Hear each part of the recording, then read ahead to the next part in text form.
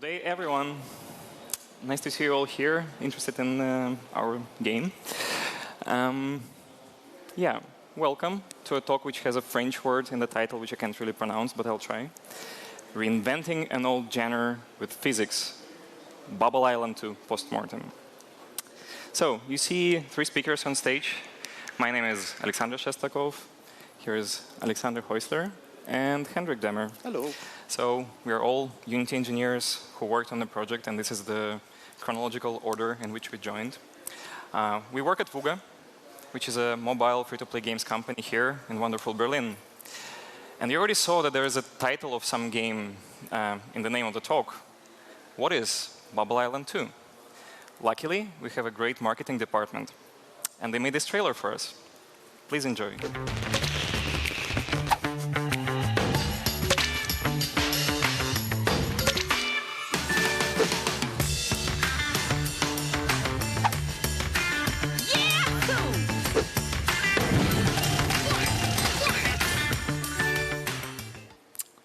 Nice, colorful explosions, characters. But this all started with a very simple mission statement. Let's make the best bubble shooter ever created in the history of humankind. As humbly put by our dear product lead, Ivan Garda. So, years later, if you look at the ratings in the stores, it's like 100,000 people who rated it almost 5 stars. It seems like we made something special. People like it. But how did we achieve this? Well, I guess there are different ways to improve the bubble shooter formula, but for us, the key ingredient was physics. Physics makes everything better. Well, if it's that simple, why are we giving a talk? We had some pretty interesting challenges during the development, and the first question we had to answer was, well, can you actually create a bubble shooter using physics? Because nobody did it before. Then, once we answer that, the question is, okay, a successful mobile free-to-play game needs a lot of content. Can we build interesting levels with it? And the third question was, okay, physics sounds heavy. Will it work on mobile devices? So, this is also a structure of our talk. I'll start with the first question, and then Alex will continue, and then Hendrick. Without further ado, can you create a bubble shooter using physics? What is a bubble shooter? On the right, you see a pretty classic example, a traditional bubble shooter game, which is Bubble Island 1, just in case. And you see that the formula didn't change much since the 90s. There are hanging bubble structures. There's an aiming line. You shoot bubbles into other bubbles, and they explode when matched. And now on the right, you see a prototype that we had after 2-3 months of development, which also has hanging bubble structures. There's an aiming line. You shoot bubbles, there are explosions, but you can already see that something is different. Things are much more fluid. It's not a hexagonal grid anymore. Things react physically to what is happening in the world. So let's go through it. First of all, how did we make those bubble structures? Well, if you put a rigid body in a physical world, there's gravity and it starts falling. That doesn't look much like a bubble shooter so far.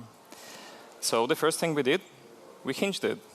Unity comes with the physics 2D engine, and there is a hinge joint 2D, which we put right in the middle. Now we see that the bubble stays in place, it can still rotate, and it's a good foundation already. Next, we try to connect bubbles with distance joints 2D, which is also something Unity provides you for free. You get this rope-like structure that we also use later in the development, but this is not what we're aiming for. And then, if we use triangles, like you see in real life, and bridges, for instance, we get a much more rigid structure on which we can build and achieve something that looks like a traditional hexagonal grid in normal bubble shooters. That's good. That's a good start.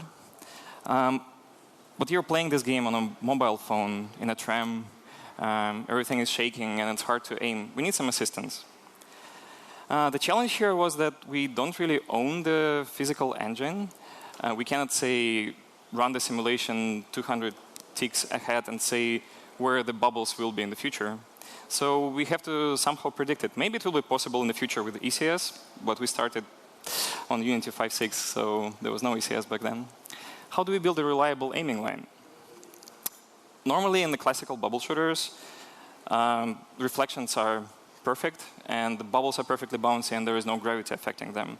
So that makes the task simpler. We just do a circle cast, which is like a ray cast, but you're basically dragging a circle, and you get reports for all the collisions on the way.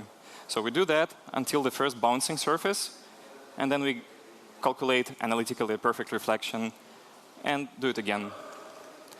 Well, there were also two important tweaks we made to make it feel even snappier. First of all, the way you're aiming is that you're holding a finger on the screen, and then when you release the finger, a bubble flies. So at that moment when you're releasing your finger, usually your finger moves slightly. So one trick we did was discarding the last 20 or something milliseconds of user input, and that already felt much better, much more precise. But even more importantly, we talked a lot to our designers and to our artists that it's really hard to make a precise aiming line in a physics-based bubble shooter. So it doesn't look like a laser. It looks like dots that are moving and they're fading in the end. And users don't really expect it to be too precise. So years later, it's still not perfect, but it's definitely good enough. Nobody is complaining. All right. Now you're aimed. You have some trajectory you're hoping for. We need to shoot a bubble at that trajectory. Well, as I already said, there is no gravity affecting the shot bubble. So the shot bubble is a bit different. Also, it's using material, physics material that's perfectly bouncy, so it doesn't lose any energy on the bounces.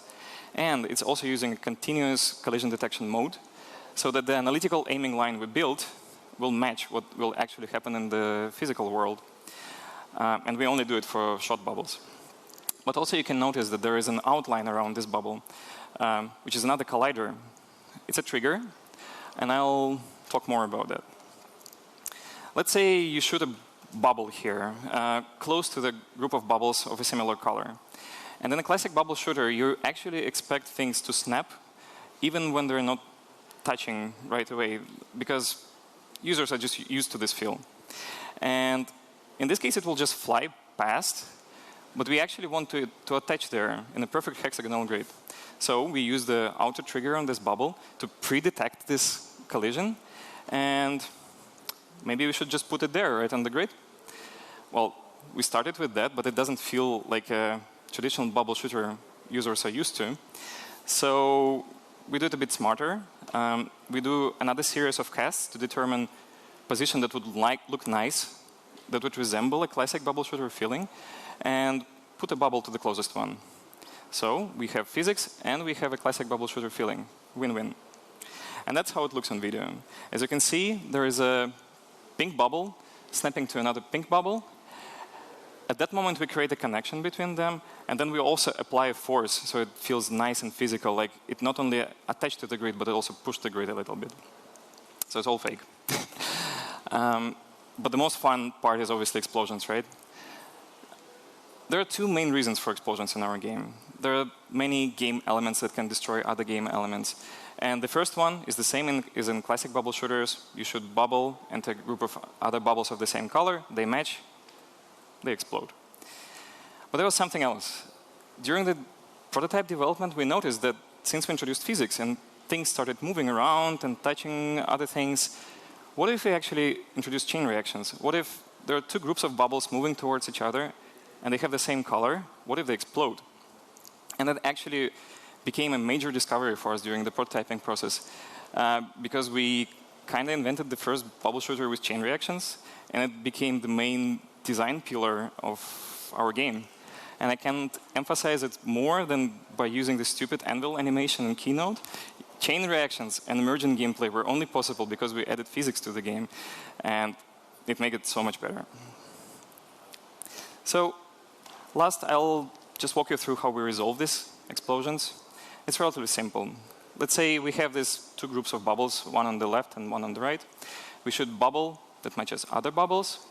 And as I said before, if there is a match 3, we destroy those bubbles, and we also destroy all the hinges connected to them. So next, we keep references to all the hinges we have, because hinges are very important. If you destroy all the hinges, things fall, you won the level. And we do a flat fill. So we have only one hinge left on bubble 3. And from bubble 3, After doing flood fill, we see that we can reach bubbles 4 and 5. Although bubbles 0, 1, and 2 were not reached from this flood fill, it means we can drop those bubbles. We disconnect all of them, we remove all the joints related to them, and we apply forces in random directions so that those bubbles scatter and fall. Pretty simple. So, as I asked before, can we make a classic bubble shooter feel using physics? Yes, we have hanging bubble structures using joints. We can build aiming line using some trickery and mathematics with raycasts. We can definitely shoot bubbles by applying forces, and bubbles explode. Yay! Now the question is, with this foundation, can you actually build interesting levels? And that's what Alex will talk about. So yeah, we got this great foundation from like the pre-production, and now we wanted by design to build levels from designers, like hundreds of them in this casual game. And first we have to look what actually makes an interesting level. Well, we started out with small levels, like 33 lines, and that's an example, but you play through this level in like, I don't know, 3 shots, 4 shots, and you're done. So we needed bigger levels, and even bigger levels. And it was just growing and growing. Our designers were building bigger and bigger levels, and we were not sure, can we support that actually? Also, what we found out, when we want to make a casual game with a lot of like levels, just having bubbles becomes boring. So we started to invent new elements like bubbles connected by springs or spikes or special ice bouncers that destroy after you hit them the first time. So many different elements that modify your gameplay experience a little bit. And there were a lot of challenges, but I want to focus in this talk on those 2 cornerstones that enabled us to make interesting levels. So let's first look at the challenges here. We want to see if the performance of long level is feasible on our mobile platform, and can we actually deal with a growing amount of elements, and how do we ensure stability? So about long levels, if you remember what Alex just said, our bubbles are connected by joints, and one single bubble, if it's connected to 6 other bubbles, can be connected with 12 joints to another bubble. If I multiply that with the amount of bubbles, we have a level which can be over 700. That would be a lot of joints we need to simulate using physics. So to solve that, we use something we already know from graphics programming, which is culling. Our simple approach was there's a screen, there's a visible area where everything should be physics simulated. A little bit above the screen, there's something we call the culling line. And everything above the culling line, we would like to not have in our physical world. Now, if you do culling in physical worlds, that would have side effects. If I would just disable the game objects above that culling line, the lower bubbles, as we see here in this example, would just fall down because they're not hinged to anything. As you see in the first pictures, the top bubble is like hinged to the game board, but if I just remove the top part, the bottom would just fall down. So just removing was not the right way. In the beginning, we just made just everything above the color line static. Our first assumption was if you use the body type of rigid body 2D static, that would be much easier for the physics engine. After some more performance checks, we actually figured out that's not quite true. Unity is still calculating a lot of those static elements, and it's just discarding the results at the end of the frame. So we had to do something different. We found this not simulated flag on rigid bodies, which is doing the trick. Things are not simulated anymore if you enable it, if you disable it. But the problem remained actually now that the bottom bubbles are not connected in the physical world to the top anymore. So they would start falling down again, and we almost shipped with that. Fortunately, we found out early enough. So that was also not right. So here's what we tried to do now. Let's take this very simple level. And in the beginning of the game, we try to analyze the structure. We see one bubble on the top is hinged. it is like connected to the game board, so the whole structure cannot fall down. We analyze it and try to find neighbors and create basically a grid or a network. So this is what we have. And in the beginning of the level, everything is not simulated. Because everything is not simulated, nothing is moving, nothing will fall down, gravity is not applied to nothing. That's it. As soon as now the culling line approaches from the bottom, as the screen moves up, we have to enable the first bubble on the bottom. It would just fall down because it is only connected via joint to a not simulated space. So we analyze its neighbors and make all its neighbors at least static. So the static bodies stay in the grid and hold actually the bottom bubble. As the culling line moves up, we just do this check all the time, and the whole structure always holds in place. And I prepared a small video that actually shows that stuff in action. As we see here, so the screen is moving up, everything holds, and it kind of like unfolds. We don't have those extreme examples in the game, but I think it shows pretty well what is actually going on. Now, that was almost a trick, but we oversaw one small detail. We have elements that can drag bubbles upwards. If you take, for example, this situation, we have this small helium-filled balloon that would drag the structure up. Now, as soon as the culling line enables this thing, it would just move the bubbles up into the not simulated space. And that's a problem because everything above this culling line is not simulated and it does not collide with anything, and we would get those malformed structures. And when the culling line moves up and maybe the screen sees the situation, the player would get presented a broken level. We had a very easy trick to prevent that. We just add a collider on top of the culling line, and everything cannot move past this collider. It collides basically on top of the culling line. That worked good enough for us. Good. So that actually helped us to solve the long level problem. Now let's look how we deal with like the growing amount of different type of game elements. Our designers came with always new ideas what game elements we build, and they always said how this new element is interacting with the rest of the physical world. And the easiest way you can do that in Unity is like using physics layers. You create a physics layer for an element, and you have this nice physics 2D matrix where you can say how is one element interacting with the rest. As we get more and more elements, and they're always describing how everything is describing with the rest, we were growing this matrix in the beginning. And that would become really a problem if we would just go this way and add more and more elements and try to maintain this matrix. That was just not manageable. Also, the amount of physics layers you can use is actually limited, so you should not go with this approach. I would like to have one of Ian's graphics here with this nice girl say, don't do that. We have actually a matrix that's looking like that.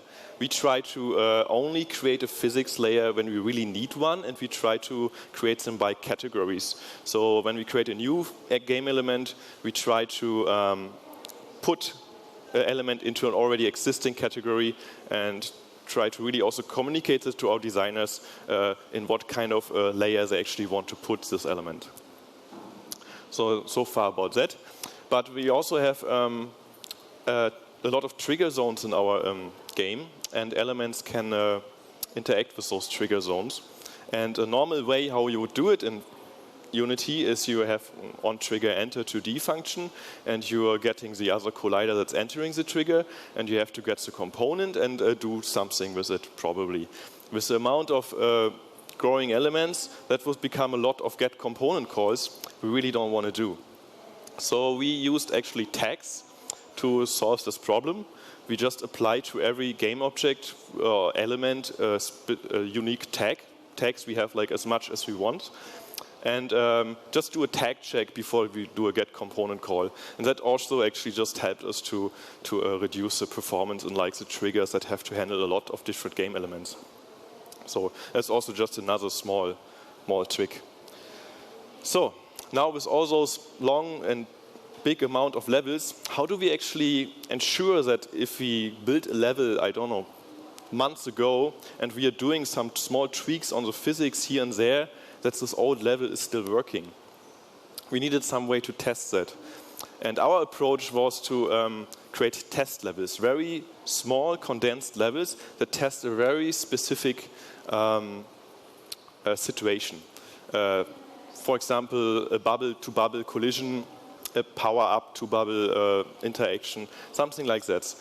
We try to run those tests automated on a server somewhere, and we just wanted to check for the outcome of those simple situations. I show you now how one of those tests look like. It's very simple. It's a level that requires only one shot to complete, and that's it. And we are just checking if that level was completed. And we actually have a big amount of those levels. And we try always to create more of them whenever we create a new game element or whenever we discover some bug, and we try to actively grow this library of those test levels. This is an example of another one that is testing an end game condition, so you can basically win by a late chain reaction. And this will not cover 100% of bugs that might happen, but we could find a big amount of problems by running those tests over and over again, automated on the server when we were dealing with the gameplay code before bugs went to production. So that actually helps. But you have to actively always think about creating new test levels, and whenever you create a new game element, create some test levels for it. So that helped a lot. Those test levels come always with a small program that's testing, as we see here, just does a shoot and awaits the win condition. It's very, very simple and straightforward, but had a big effect on our stability because we discovered bugs very early in production. So now we have stable. We have ensured stability. We have a way to test our levels. The performance of long levels is good. We can deal with a growing amount of elements, but can we really ship that now to the mobile platform where there are more challenges in it? And that's what Hendrick talked about. Thank you. All right. So we have all the foundation in place. We can build structures. We have tamed the CPU hunger of physics 2D using Culing. But there are still challenges remaining in shipping this out to mobile platforms. And I want to talk about two specific challenges today. One of which is runtime memory, RAM. And the other is going to be about App Store size limitations. So let's talk about RAM. Why am I talking about this? Now, we are making a free-to-play game. And that means that reach becomes very important. That means your game needs to run on as many devices as you can possibly, realistically, economically, feasibly make, right?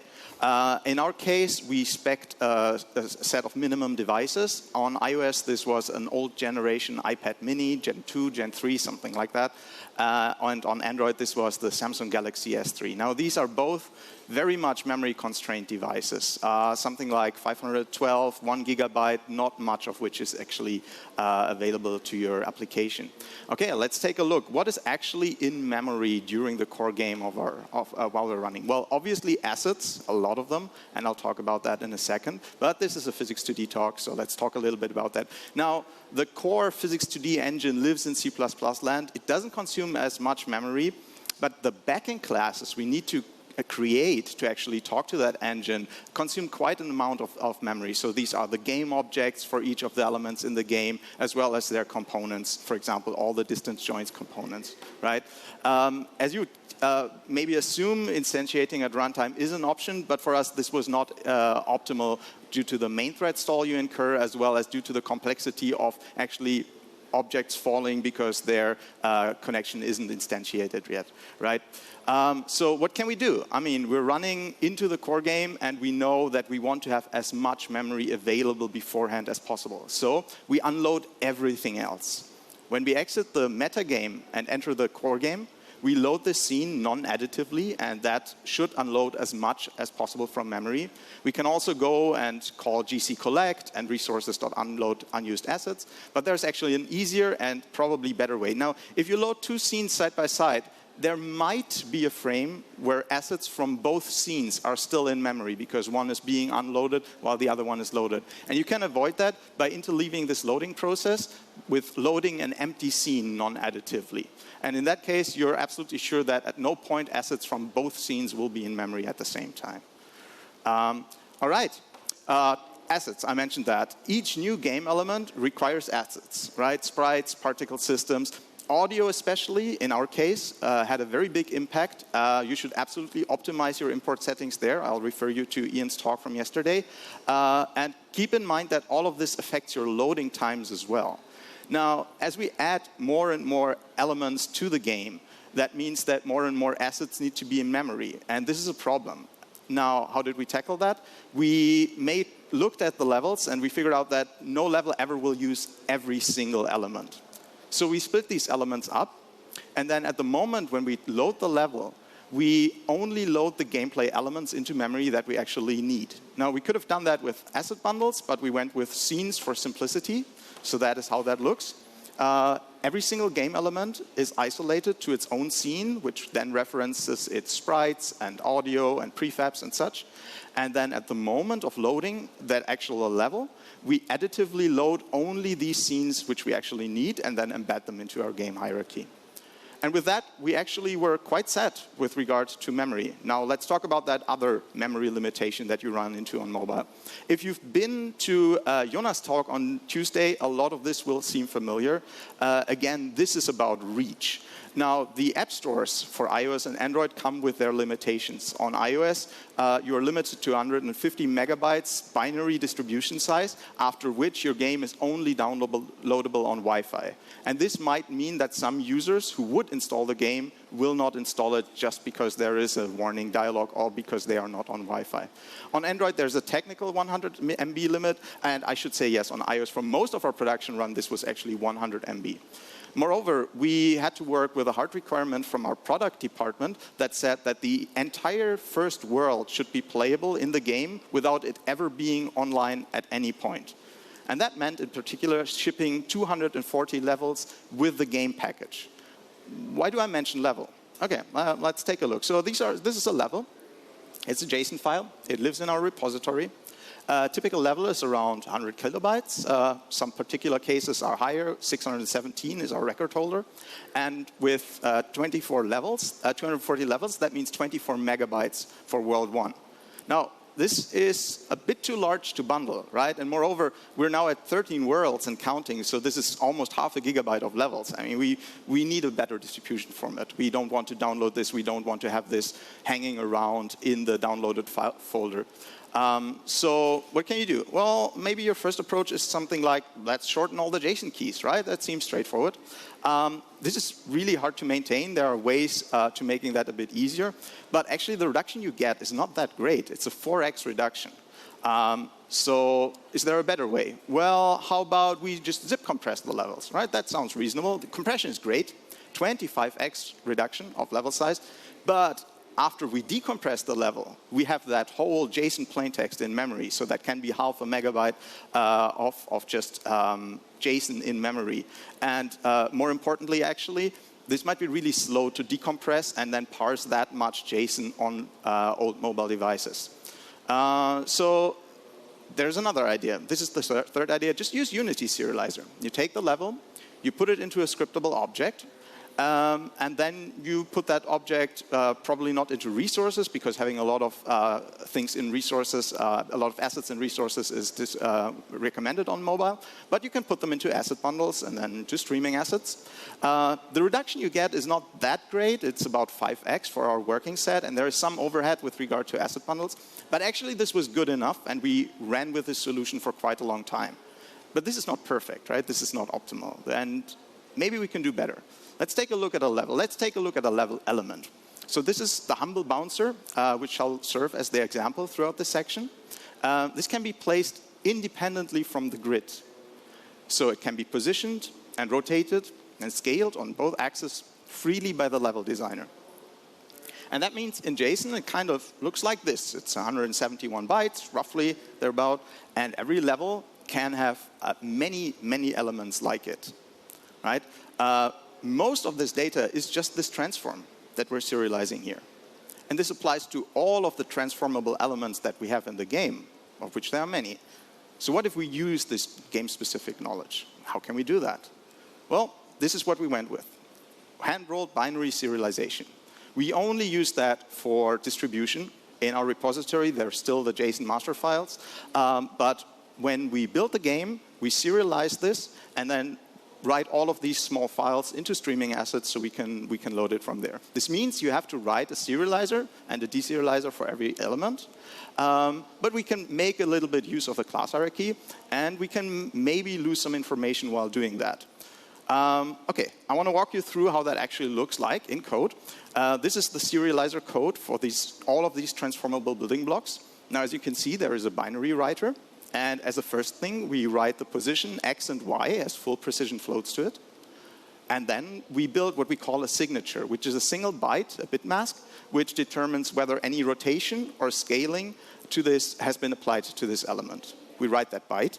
And then determined on that signature, we write in the rotation on the z-axis, as well as the scaling on the x and y axis conditionally. And as you can see, we slightly reduced the precision there. So the rotation is 2 shorts, and the scaling is 1 short on each axis.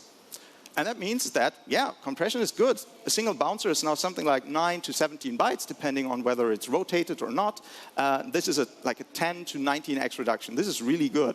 Our problematic 617 kilobyte level becomes now something like 10 kilobytes.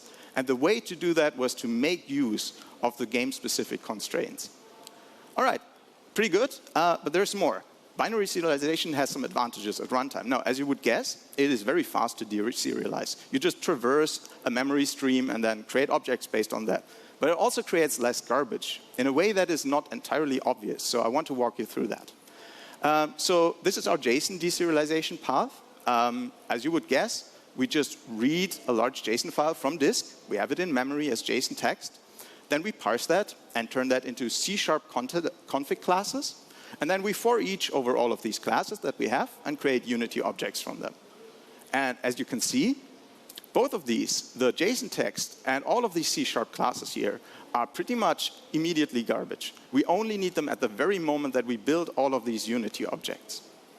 In the binary deserialization path, this looks a bit different.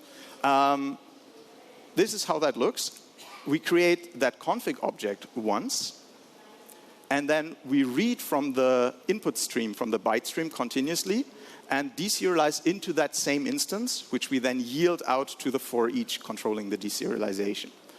In block diagram, that looks like this. We read the byte stream from disk, and then we read one instance from it and create a Unity object on that, based on that, and then iterate repeatedly. And it's the same for each loop, actually. And that means that only this byte stream and that one single C# instance is garbage in this case. So that's much better, but I will not withhold the drawbacks of binary serialization from you. This might be very use case dependent. Also, some boilerplate is required to maintain this, obviously. But most importantly, in our case, this is tied to the game version. Now, binary version formatting is really, really hard, and we just did not do that. So that means that we ship one version of these levels with one version of the game and don't do any forward or backward compatibility. And that means that if we want to hotfix a level over the air and don't want to run into this possible issue of having a binary incompatibility, to avoid that, we just ship the level as JSON and run through that JSON deserialization path. Moreover, can this go wrong? Yes, this can go wrong. I mean, this is handwritten serializers and deserializers, and you should put unit tests in place to make sure that round trips are handled correctly. You should put these unit tests on your dashboard, and as soon as they fail, you should fix them immediately. All right. In total, this worked quite well for our use case. All of our almost 3,000 levels are something like 12 MB. which we can still bundle with the application and then load them from streaming assets, which is very reliable, very easy. And on the runtime side, we have the upsides of being able to load very fast and avoiding that GC spike that I talked about. All right, will it work on mobile devices? We have active players on 512 megabyte devices, active players on iPad mini of the old generations and S3. And on the App Store size limitations, we're still under the limitations on both platforms. And with that 50 MB break that Apple gave us, we still have a lot to grow the app. All right, that's it from my side. I'll hand it back to Sasha for the takeaways of this talk. Thank you, Hendrick. It was a nice crescendo in terms of technical complexity. Obviously, these are not the only challenges we had during the development, but we started with 3 questions, and now let's sum it up. First of all, can you create a bubble shooter using physics? Nobody did it before. And the answer is yes. And actually, in our opinion, it makes it even better, makes it for a better game. The second question was, can we build interesting levels using physics-based bubble shooting? And the answer again is yes. As Alex told us, if you ensure stability, if you're smart with culling, it's all achievable. And the third question was, will it work on mobile devices? Physics is heavy and all that. And as Hendrick explained, yes, there are limitations, but challenges are interesting and you can do it. Okay. We're really hoping that it will inspire you to do more experimentation with physics, maybe add physics to some genre that didn't have it before, or make another physics-based bubble shooter. Why not? And in the end, we wanted to say thank you to Unity for building a beautiful engine and making it all possible.